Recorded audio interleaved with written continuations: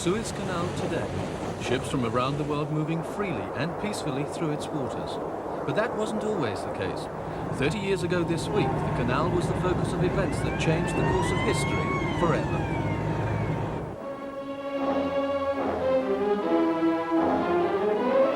Now Egypt's President Nasser has made his grant. He calls it nationalization. 2/3 of the oil for Western Europe had to pass through Suez. British troops had just been withdrawn from the area, but the canal itself was not supposed to revert to Egypt for another 12 years. Nasser went to make a major speech in Alexandria with the plan a tight secret. Only those ordered to seize the canal knew about it. They were to act on a code word inserted in the speech.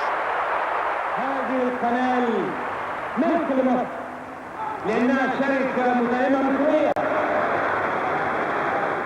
Mohammed Hakel, his close confidant, sheds new light on Nasser's thinking at the time in his new book. In the first week, and he put it in his own handwriting, first week, his expectation of an attack was about 80%. And in his estimation, that percent strike was going to decrease by weeks.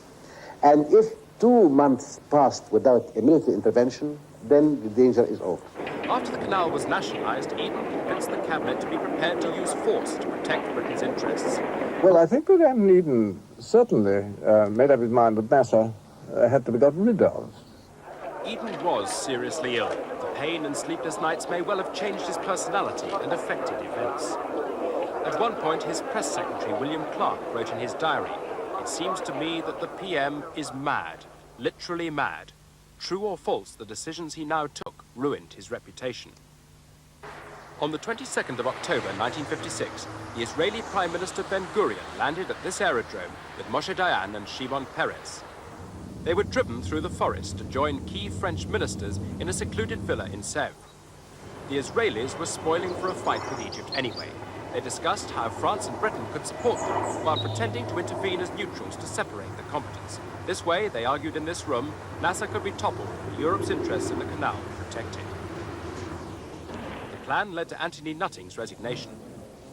Well, I was horrified, and I hoped that I would be able to persuade the Prime Minister to drop this plan. The plan went ahead. The Israelis launched their surprise attack into Sinai. There was some fierce Egyptian resistance. With French air support approved by Prime Minister Guy Mollet, they made steady progress. British aircraft took off from Cyprus to attack Nasser's airfield, a move which took Egypt, still working on a UN compromise, completely by surprise. Nasser retaliated by blocking the canal. If Britain's objective was to secure free passage for our oil supplies, the bombing had immediately had the opposite effect. The cabinet went along with Eden's plans, and Eden, who also consulted Churchill in the crisis, did enjoy much public support while concealing the collusion with the Israelis. It's possible to go on arguing who was the aggressor. Was it Israel because she crossed the frontier? Or was it Egypt for what she'd done before? But that's not the real issue for us. If you see afar, the first question isn't how it started, but how to put it out. But the opposition at home was mounting. The Conservatives were split, Labour now united against the operation. Suez stirred up a depth of political passion in the country which hadn't been seen since the 30s. The Americans were outraged by the Anglo-French action, especially as they hadn't been consulted.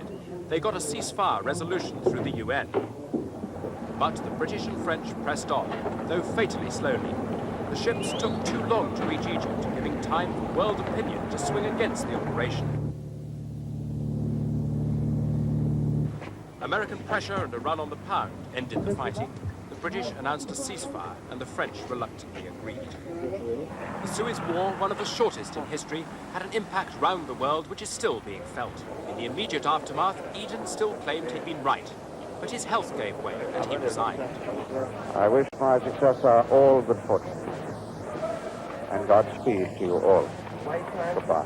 Thank you very much. Nasser had emerged as the real victor of Suez, despite his military setbacks. But he didn't become the great threat the West had feared, and the truth behind the actions of both leaders in 1956 will go on being disputed.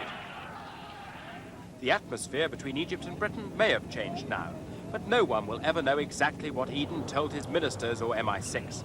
and the consequences of Suez are disputed too, though all agree it was an event whose repercussions are still being felt.